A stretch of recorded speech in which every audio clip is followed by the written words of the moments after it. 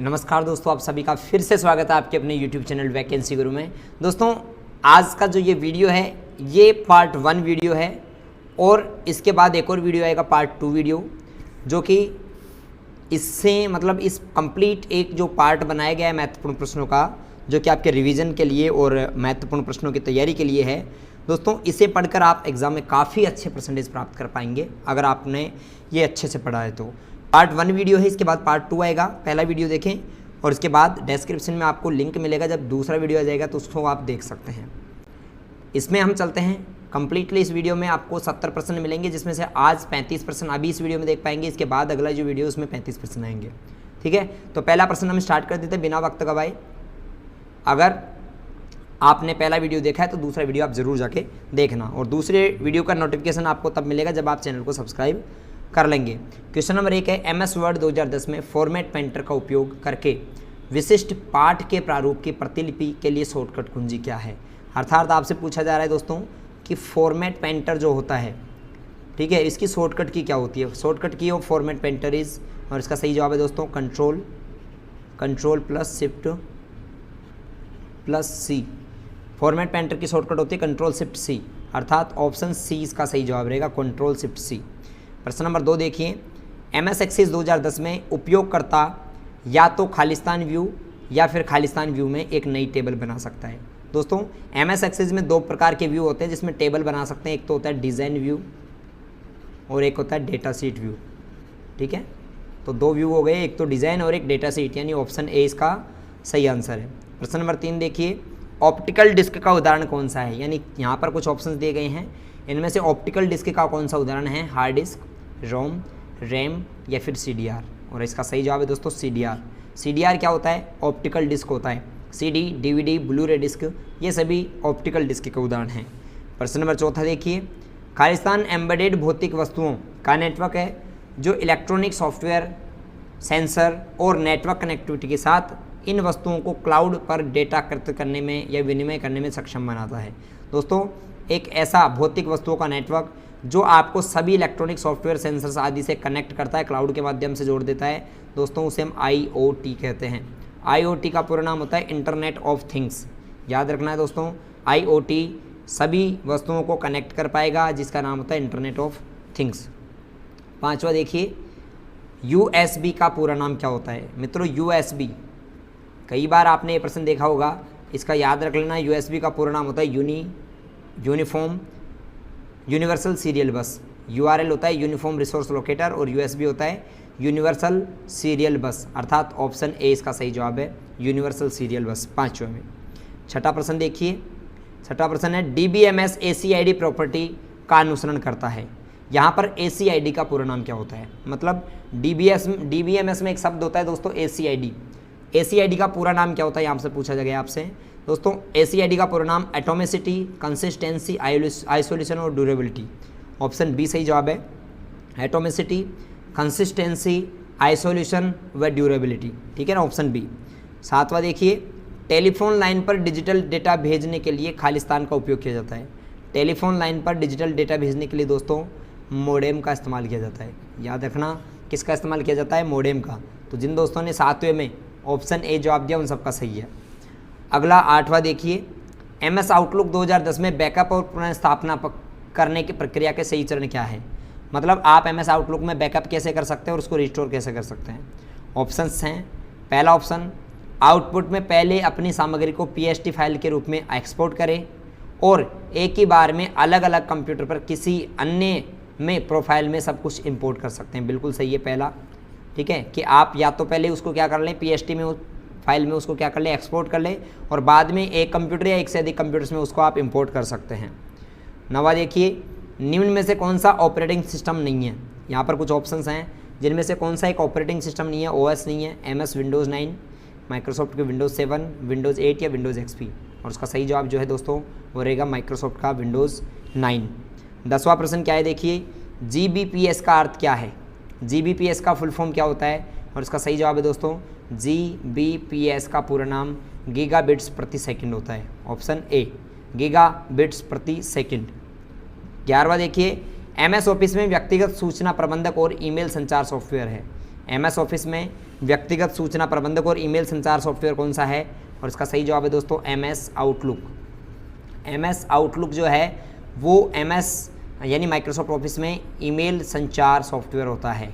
ठीक है, ये बात आप याद रखना। आगे चलते हैं, अगला 12वां प्रश्न क्या है देखिए, पैन का पूरा नाम क्या है? यहाँ पर ये सीरियल चेंज हुआ है, कोई बात नहीं, पर आपको पैन का पूरा नाम बताना है। दोस्तों पैन का पूरा नाम होता है permanent account number. Permanent account number pan का पूरा नाम होता है, याद रखना, परमानेंट अकाउंट नंबर अर्थात स्थायी खाता संख्या।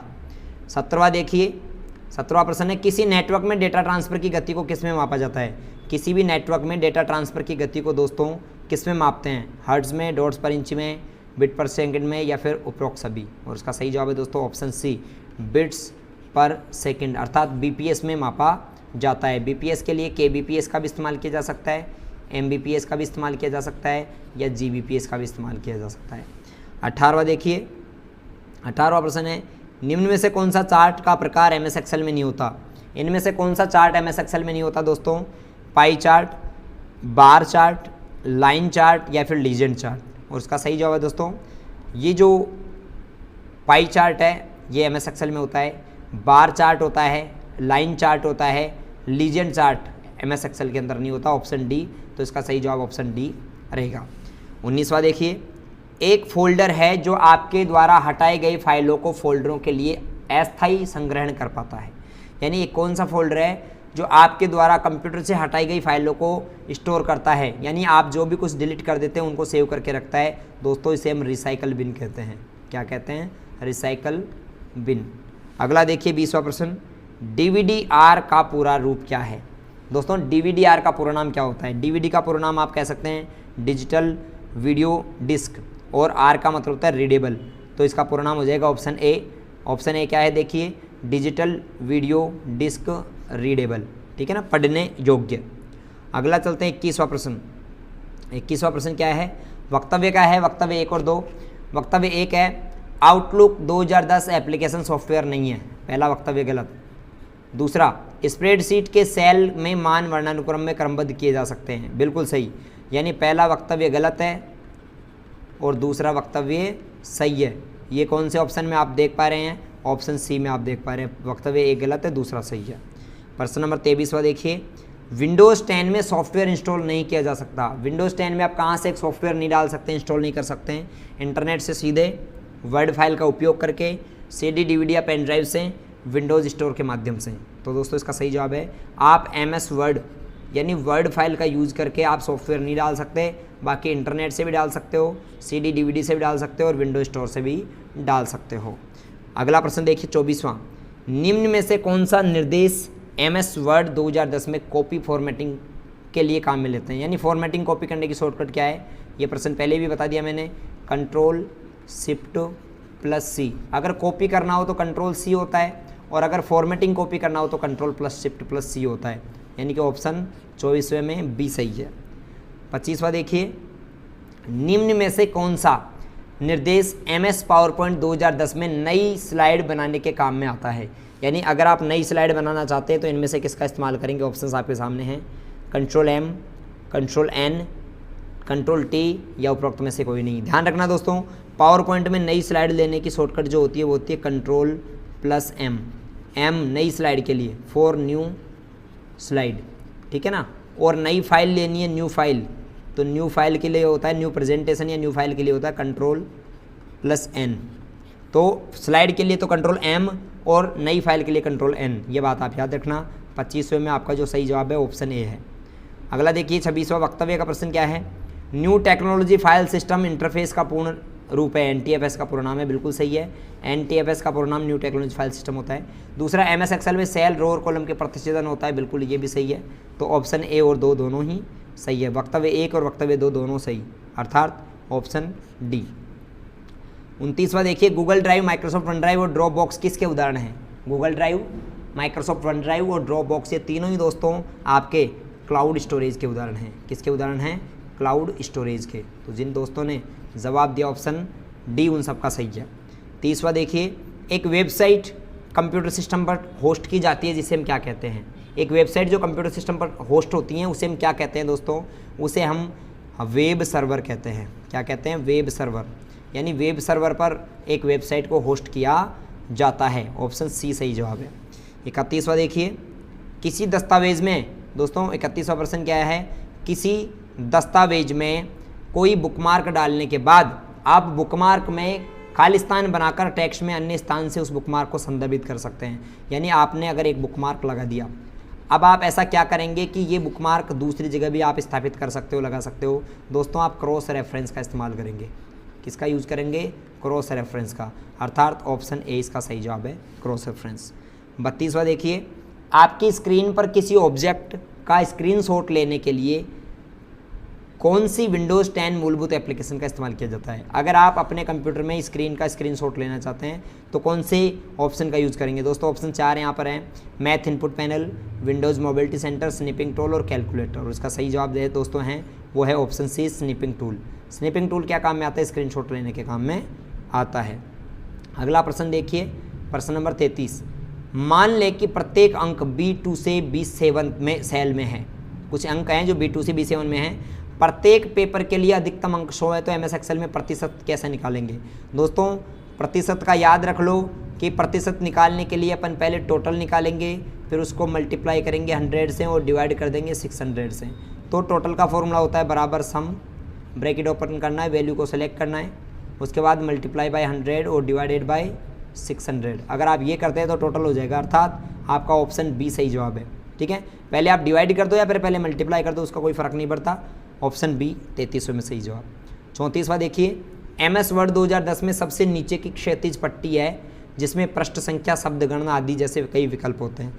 यानी MS वर्ड जो है इसके अंदर MS वर्ड में सबसे नीचे यहाँ पर एक पट्टी होती है, इसमें शब्द की गणना बताता है कि कितने शब्द हमारे कंप्यूटर के अंदर जो है डॉक्यूमेंट में हैं, और उसके अंदर क्या होता है? शब्द की गणना होती है, पृष्ठ संख्या होती है, लैंग्वेज होती है, उसे हम दोस्तों स्टेटस बार कहते हैं। क्या कहते हैं? स्टेटस बार, क्योंकि यह डॉक्यूमेंट की स्थिति दिखा रहा है ना, डॉक्यूमेंट की स्टेटस दिखा रहा है कि अपने डॉक्यूमेंट में कितने पेज हैं, कितनी जो है शब्दों की गणना है, कितनी कौन सी लैंग्वेज है, कितने कैरेक्टर्स हैं, सब चीज़ बताता है, तो उसे स्टेटस बार कहते हैं। ऑप्शन सी सही जवाब। 35वां देखिए, 35वां प्रश्न पढ़ते हैं। आप MS पावरपॉइंट 2010 में किस टेब से चित्र, टेक्स्ट बॉक्स और चार्ट आदि इंसर्ट कर सकते हैं? अगर आपको पावरपॉइंट में टेक्स्ट लेना है, ठीक है, टेक्स्ट बॉक्स लेना है, चार्ट लेना है, आदि इंसर्ट करना है, वीडियो, ऑडियो, पिक्चर्स, तो आप इंसर्ट टैब का इस्तेमाल करेंगे। दोस्तों किसका इस्तेमाल करेंगे? इंसर्ट टैब का। तो इसमें ऑप्शन बी सही जवाब रहेगा। ऐसा करके हमने 35 प्रश्न इसमें जाने। आगे के प्रश्न दोस्तों अगले दूसरे नंबर की वीडियो में पढ़ेंगे। आप लोग वीडियो को लाइक करें और चैनल को सब्सक्राइब अवश्य करके जाएं। और दोस्तों अच्छी मजबूत तैयारी बनाने के लिए आप वैकेंसी गुरु वेबसाइट पर जाकर पढ़ना नहीं भूलें। वैकेंसी गुरु वेबसाइट पर जाएं और रेगुलर वहां से तैयारी करें, ऑनलाइन टेस्ट देकर देखें, अपनी तैयारी को मजबूत बनाएं।